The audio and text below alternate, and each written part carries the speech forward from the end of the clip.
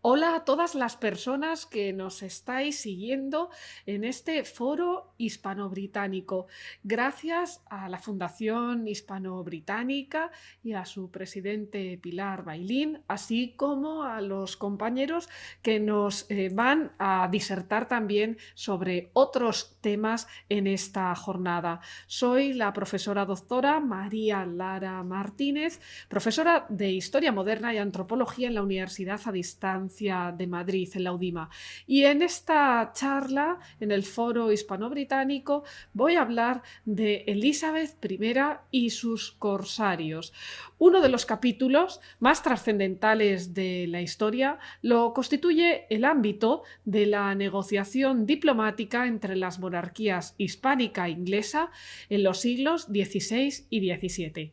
Al factor de la guerra clásica, como lucha entre ejércitos y armadas, se unió un nuevo frente en la Edad Moderna, en el campo de la geoestrategia, y fue la necesidad por parte de España de afrontar los asaltos de piratería mediante la fortificación de las costas. Del primer aspecto del que vamos a hablar es de cómo eran las relaciones diplomáticas entre la monarquía hispánica, primero, entre el reinado de los reyes católicos previo, e Inglaterra. Los reyes católicos intentaron establecer alianzas matrimoniales de sus hijos para conseguir la paz. Y a su hija, Catalina, la más pequeña de todos, fue casada con el príncipe heredero de la corona de Inglaterra, Arturo Tudor, que era a su vez el hijo mayor de Enrique VII. Pero a la muerte de Arturo pronto le buscaron a Catalina de Aragón marido en el hermano menor de Arturo, Enrique VIII, que era el nuevo rey de Inglaterra. Las crónicas describen a Enrique como un hombre corpulento, pelirrojo, aficionado a la caza, también al tenis y a la música. Tenía Enrique VIII una gran capacidad para los idiomas, pero desde el punto de vista moral era egoísta y cruel. Fue un momento muy amargo para Catalina de Aragón que Enrique la repudiara. Mediante el acta de supremacía de 1534, Enrique VIII rompía con Roma para fundar la Iglesia anglicana. En 1535, el humanista Tomás Moro fue acusado de alta traición y ejecutado por no prestar el juramento antipapista, ya que no aceptaba el documento que declaraba al soberano como cabeza de la nueva Iglesia. Hoy el autor de Utopía, Tomás Moro, está canonizado. La vida de las 5 consecutivas de Enrique VIII estuvo llena de sobresaltos. Ana Bolena, Jane Seymour, Ana de Cleves, Catalina Howard y Catalina Parr. Ana Bolena y Catalina Howard fueron asesinadas en la Torre de Londres. Junto a otras historias amargas, pues nos encontramos la de Jane Seymour, que murió de posparto y el mismo Enrique la enterró. Y también está la princesa Ana de Cleves, de la que se divorció Enrique VIII, y la última esposa sobrevivió al rey, quedándose al cuidado de sus hijos. Catalina de Aragón nació en Alcalá de Henares en 1485. Falleció en las Islas Británicas el 7 de enero de 1536. Fue Catalina de Aragón una gran mecenas del Renacimiento.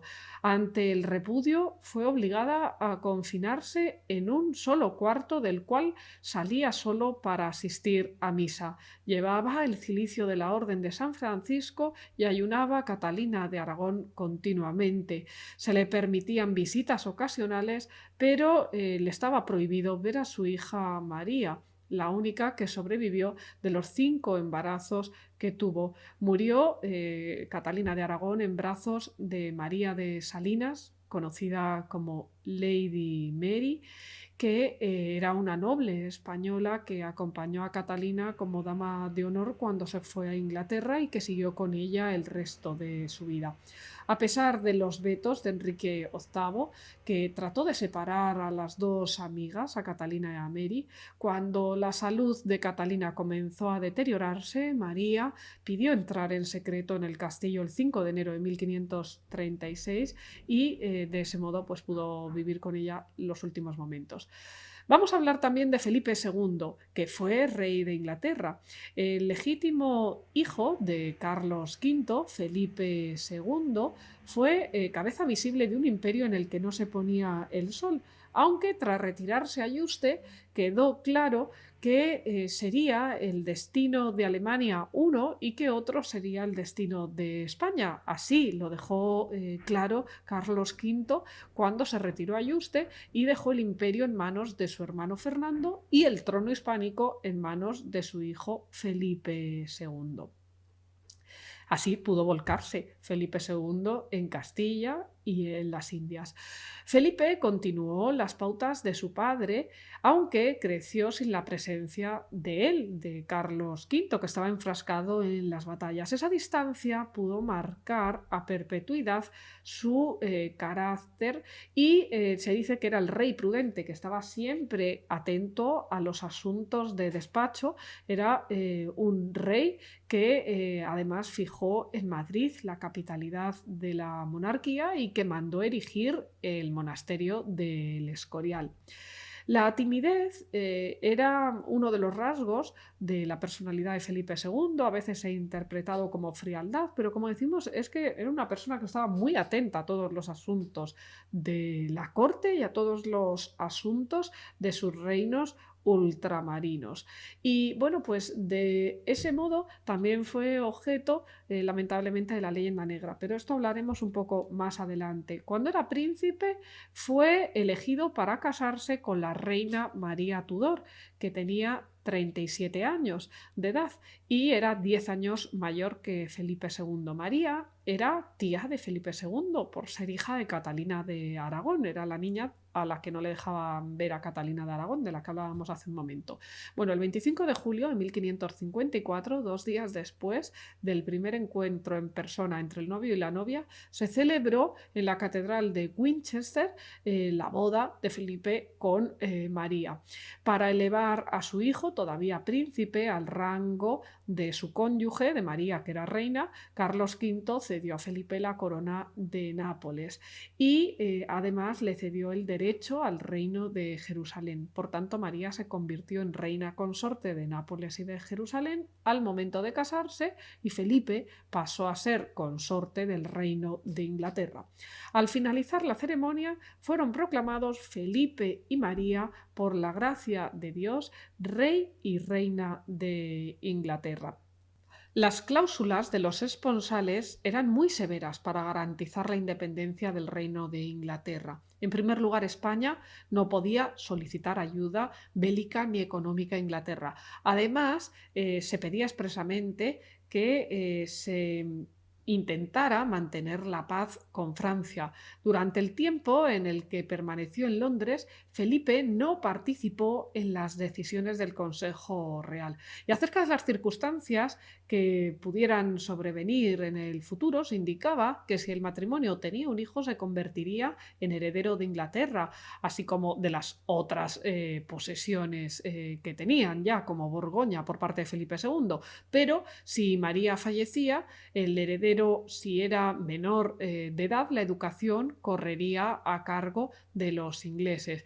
Por otro lado, se podía dar la casuística de que Felipe II falleciera. Entonces María cobraría una pensión de 60.000 libras al año. ¿Y qué pasaba si era María Tudor la primera en desaparecer? Pues que Felipe debía abandonar Inglaterra, renunciando a todos los derechos sobre el trono. También hubo maniobras para casar a María Estuardo con don Juan de Austria, el hijo bastardo de Carlos V y hermanastro de Felipe II, aunque ese hecho no llegó nunca a producirse. Y ahora vamos a hablar de uno de los personajes más célebres y a la vez también más enigmáticos de la historia. Nos referimos a Isabel I, apodada la Reina Virgen, Elizabeth I, la hermanastra de María Tudor, por haber sido hija de Enrique VIII y de Ana Bolena. La última casuística indicada fue la que se produjo. El 17 de noviembre de 1558 muere María Tudor, Felipe vuelve a ser el rey únicamente, aunque era mucho, de la monarquía hispánica, pero ya no podía tener pretensiones sobre Inglaterra, así estaba afirmado, y el trono de Inglaterra pasa a la hermanastra de María, Isabel I, que va a marcar un antes y un después en la historia de Inglaterra. Isabel ofreció su apoyo a los calvinistas, animó a los ataques de los piratas ingleses contra los navíos españoles en el Atlántico y, a diferencia de Carlos V, que como anticipábamos se desplazaba en persona al campo de batalla, mientras tanto Felipe II fue un rey burócrata y un secretario que estuvo pendiente de todos los asuntos de gobierno, de manera que oía hablar a través de la documentación de esos asaltos a las costas por parte de Isabel I. Felipe II tenía la idea de que era necesario contar con datos precisos de todos los espacios regidos por su cetro para tomar las decisiones, y por eso mandó realizar las relaciones topográficas que hoy los historiadores utilizamos como fuente primaria para conocer la historia local de villas, pueblos, aldeas y ciudades, y también mandó hacer las relaciones geográficas de Indias. Pero padre e hijo, Carlos V y Felipe II, también fueron diferentes en cuestiones del corazón. Carlos V había tenido una sola esposa, Isabel de Portugal, la madre de Felipe II. Por su parte, Felipe se casó 4 veces con María Manuela de Portugal, con María Tudor, de la que hemos hablado, con Isabel de Valois y con Ana de Austria, aunque no engendró ningún hijo ilegítimo. De su descendencia habría que destacar la máxima confianza depositada en sus hijas Isabel Clara Eugenia y Catalina Micaela, que fueron sus mejores secretarias y las consejeras de confianza por su esmerada formación y buen criterio. Burócrata y protagonista de la leyenda negra, Felipe II fue un rey odiado en su tiempo por muchas potencias, pero sobre todo tenía como antagonista a Isabel I. Y es que la leyenda negra fue divulgada en pasquines por toda Europa y recopilada para después dar pie en la historiografía a partir de 1913 a un concepto que creó Julián Juderías, una categoría que engloba las supuestas manipulaciones o exageraciones y falsificaciones de los procesos históricos que acabaron adjudicando individual y colectivamente a España, más que a otras naciones, atributos de crueldad, vicios y elementos de codicia que al final pues crearon una imagen exagerada de lo que estaba haciendo la monarquía hispánica en el mundo.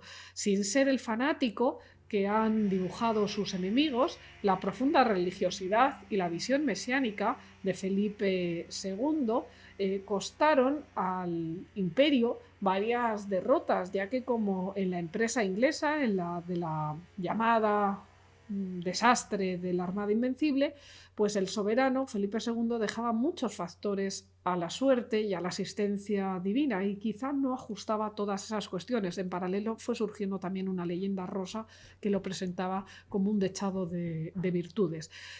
Elizabeth y la guerra es otro de los capítulos que me gustaría tratar. La soberana que ejercía de interlocutora del corsario Francis Drake nació en 1533, murió en 1603, y aunque esta princesa desde la corte, por ser hija de Enrique VIII, fue educada para ser reina, nadie podía sospechar que su etapa iba a ser tan fecunda y que iba a dar tanto que hablar, porque realmente era también como Felipe II, seguía todos los asuntos políticos de primera mano.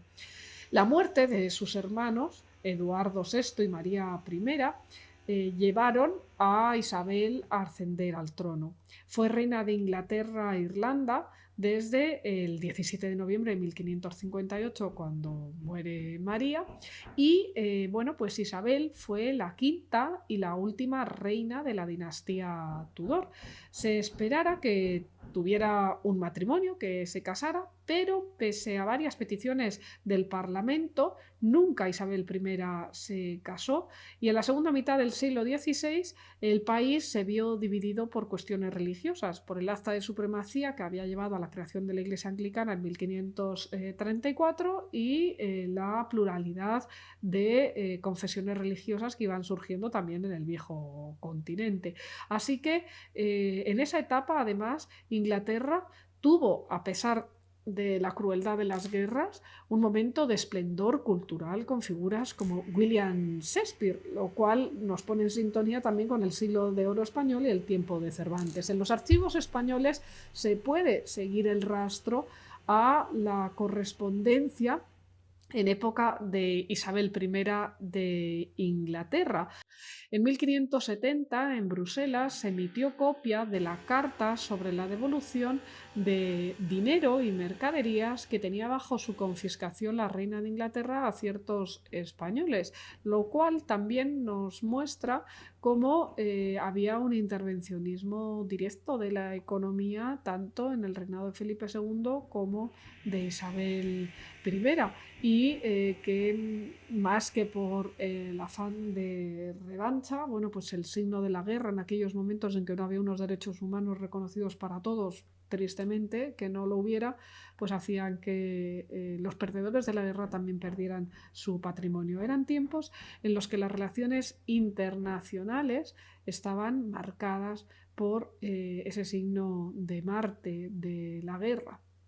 La antipatía que en España generaba Isabel aumentó notablemente tras 1585, cuando llegó la noticia de que su corsario favorito, Francis Drake, al que ella había elevado a ser, había desembarcado en Galicia, destrozando imágenes religiosas, maltratando a clérigos y capturando numerosos rehenes. En Madrid, un mes después, un ministro se lamentaba de que la reina de Inglaterra nos haga la guerra de forma tan deshonesta y que nosotros no podamos vengarnos. El corso afectaba de manera directa a las Indias gobernadas por la monarquía hispánica. Nuevamente, en otro archivo, en este caso en el Archivo General de Indias, en Sevilla, se conservan unidades documentales de 1575-1587 sobre la Real Armada, con papeles acerca de las invasiones y de los robos que hizo el corsario inglés Francis Drake en las costas del Mar del Sur. A partir de 1586 la hostilidad con Inglaterra fue patente.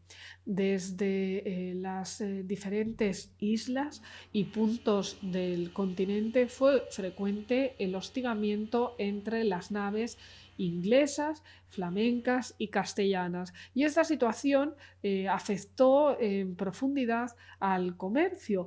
Y bueno, pues eso sobre todo llevaba consigo el detrimento de la exportación de la lana de la mesta.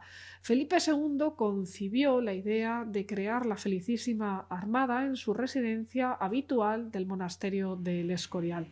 El Escorial, que se encuentra a tan solo unos kilómetros de la Universidad a Distancia de Madrid, donde la profesora doctora Laura Lara y yo estamos realizando esta emisión para la Fundación Hispano-Británica. El 26 de enero de 1586, Felipe II encomendó a Álvaro de Bazán, marqués de Santa Cruz, reunir una escuadra para proteger Galicia, Portugal y Vizcaya. La incursión de Drake en Cádiz retrasó la formación, pero los últimos meses del almirante, que había ideado la infantería de marina para realizar operaciones anfibias, transcurrieron entre abnegados preparativos. Así es como, en medio de grandes fastos, la flota fue bendecida por el arzobispo de Portugal en abril de 1588. Bazán murió el 9 de febrero de 1588 y nos encontramos cómo tomó el relevo el duque de Medina Sidonia, descendiente de Guzmán el Bueno. El nuevo comandante en jefe alertó ya de que él no tenía los conocimientos de Álvaro de Bazán. Estaba casado, el descendiente de Guzmán el Bueno, el duque de Medina Sidonia, con la hija de la princesa de Éboli, Ana Gómez de Silva y de Mendoza, que dio nombre al coto de Doñana. Y el duque de Medina Sidonia jamás aceptó de buen grado la misión de dirigir la armada que el difunto Álvaro de Bazán había organizado, porque es que no se creía capacitado para tener las dotes de Álvaro de Bazán. Pero Felipe II le recordó en una carta que procedía de un linaje guerrero y que él tenía que poder dirigir aquella armada. Con 130 naves y 27.000 soldados, la flota zarpó de La Coruña el 12 de julio. Ya se presuponía que el desembarco en algún lugar del Támesis y el asalto de Londres no eran metas fáciles de conseguir, pero existía en Felipe II, en el rey prudente, una enorme confianza en la hueste marina que había congregado. La defectuosa cartografía aportada por los españoles fue el golpe de gracia para una travesía a ciegas por las escarpadas costas de Escocia. Las tempestades hicieron de la gigantesca expedición de 1588 un rotundo fracaso y actualmente Irlanda mantiene varios cementerios que alojan los restos de aquellos soldados españoles cuyas naves, en un número aproximado de 40, encallaron en las costas del oeste. La anécdota vino con la patata, pues a los fieles de San Patricio les correspondió la suerte de conocer este nutritivo tubérculo que los castellanos habían traído de América a partir del naufragio de los galeones. Hasta 1589 vemos cómo Isabel I va conmemorando la derrota de la Armada Española y lo hace de diversas formas, con ese epíteto de Armada Invencible y también con un retrato donde ella misma sitúa su mano derecha sobre el globo terráqueo, imagen que hemos visto justo antes, y los barcos aparecen de fondo. La guerra en el mar era muy dura, todo combate tiene su dificultad, pero en estos momentos, en el siglo XVI y en el XVII, los términos pirata, corsario, filibustero, bucanero eran empleados frecuentemente. Hoy los empleamos como sinónimos. Entonces no. Entonces cada uno de esos términos tenía un significado preciso. Realmente, claro, ir en el barco con el objetivo de asaltar las ciudades y los pueblos, pues era algo bastante común a todos ellos, a corsarios, piratas, filibusteros y bucaneros, pero eran diferentes sus métodos y sus actuaciones. Por eso, entre estas categorías vamos a señalar algunas diferencias, algunas aclaraciones terminológicas. El pirata era un sujeto apátrida que actuaba por cuenta propia, sin reconocer pabellón nacional alguno, que era distinto. El corsario no luchaba contra el sistema, sino que contribuía al afianzamiento del sistema, pues lo que hacía es que actuaba bajo las órdenes de un rey o de una reina, con el que después se repartía el botín. Lógicamente, el corsario estaba obligado a respetar los buques de la nación que lo contrataba. Si era Inglaterra, pues a los buques ingleses los respetaba y atacaba a los españoles o a los franceses, en fin, aquellos barcos del país con el que estuviera en guerra. En los inicios de la piratería americana, en el siglo XVI, Drake puede ser considerado el arquetipo del corsario, en tanto que cada vez que atacaba un buque o una ciudad española lo hacía con bandera inglesa y en nombre de la reina Isabel I. Por su parte, el término bucanero procede de bucán, que era una forma indígena de preparar la carne asada. A partir de 1623, los bucaneros que ahumaban la carne son llamados así y eran muy temidos en zonas con mucho ganado cimarrón, con ganado salvaje, claro, porque se lo llevaban. Y, por ejemplo, pues se les tenía mucho miedo en la parte deshabitada de la Española, donde ellos se dedicaban a realizar sus ataques y a capturar animales, de modo que constituyeron un fenómeno exclusivo del Caribe. Los bucaneros durante el segundo y el tercer cuarto del siglo XVII, es decir, más adelante de las fechas que estamos viendo de Felipe II y de Isabel I. Y prácticamente a un tiempo que los bucaneros surgieron los filibusteros, concretamente en 1630 aparecen los filibusteros en la isla de la Tortuga, que desarrollaban su actividad como piratas, lo hicieron hasta más o menos 1680, pero eran piratas semidomesticados. A partir de ese momento los franceses se lanzaron a la piratería. En 1521, a las órdenes de Juan Florín, los piratas franceses tomaron parte del tesoro de Moctezuma, el conjunto de las riquezas que Hernán Cortés envió a Carlos V tras la conquista de Tenochtitlán. En fomentar el corso lo siguieron a los franceses, los ingleses y también los holandeses. Los grandes marinos de Isabel I fueron Francis Drake, John Hawkins y también Thomas Cavendish, todos ellos ennoblecidos, como decíamos antes, con el título de ser, precisamente por sus ataques a los buques españoles. Aunque contaban con patente de corso, España no reconocía a estos piratas como corsarios, sino que los llamaba piratas, puesto que actuaban también en tiempos de paz y pusieron en graves apuros a la corona, capturando, por ejemplo, la nao de China, el galeón de Manila entre México y Filipinas, o intentando hacerse con el control de las rutas que conectaban el viejo mundo y el nuevo, como ocurrió con la batalla naval de 1588. Entonces, en el desastre de la Armada, la propaganda anglosajona amplificó los episodios y aunque hay que señalar que entre 1540 y 1650 de los 11.000 buques que hicieron el recorrido desde la península ibérica a América solo se perdieron 107 a causa de los ataques de la piratería, resulta evidente que la monarquía hispánica tuvo que invertir grandes sumas en defender las costas de los asaltos. De hecho, tras el desastre de la Armada Invencible, Felipe II destinó 8 millones de ducados para las fortificaciones en el Caribe y los mejores arquitectos del imperio se dedicaron a esta magna tarea. A medio plazo, el esfuerzo logístico aceleró la decadencia de la piratería. El pirata como individuo, bueno, pues tenemos una imagen legendaria de él. Desde la infancia escuchamos poesías y leemos novelas como La isla del tesoro de Robert Louis Stevenson, o vemos también a Peter Pan y nos quedamos sumergidos en el mundo de los piratas en torno al Big Ben, como vemos en la película de Disney. Pero más allá de ese perfil ficticio con el que ha envuelto la literatura y también el cine al pirata, hay que decir que quienes se dedicaban a la piratería eran hombres o en casos minoritarios mujeres. Por su dureza, el oficio requería de salud, de fuerza física y de resistencia. De ahí que la juventud fuera un elemento importante. A la piratería, ¿cómo se llegaba? Bueno, pues por necesidad y excepcionalmente por vocación. Quienes se enrolaban como piratas solían ser individuos pobres, delincuentes o perseguidos por sus ideas. Casi todos los piratas eran navegantes profesionales, veteranos de las guerras europeas o desertores de las armadas reales. Algunos piratas eran auténticos trotamundos que pasaban largas temporadas sin estar en contacto con tierra firme, pero otros regresaban a su hogar tras los viajes para reparar los barcos y disfrutar del botín.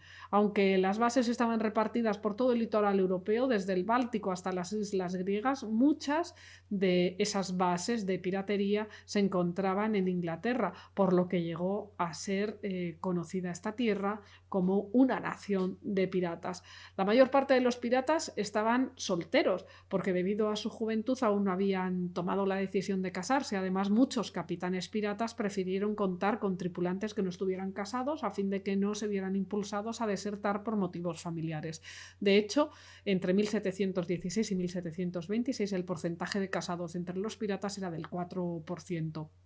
No obstante, durante las travesías algunos piratas abandonaron la vida aventurera para sentar la cabeza. Por ejemplo, tras hacer escala por reparaciones del barco, vemos cómo hubo piratas que se dejaron en Cabo Verde a algunos tripulantes que iban a sus órdenes y vemos también cómo en 1747 mujeres, esposas y demás familiares de piratas y de bucaneros de Madagascar enviaron a la reina Ana de Reino Unido una petición de amnistía. El aspecto delataba al pirata, el color propio de la piel bronceada por estar mucho tiempo al sol encubierta, las cicatrices, en algunos casos las mutilaciones de alguno de sus miembros, el balanceo al caminar como consecuencia de haber estado durante meses con el equilibrio alterado por estar en el barco.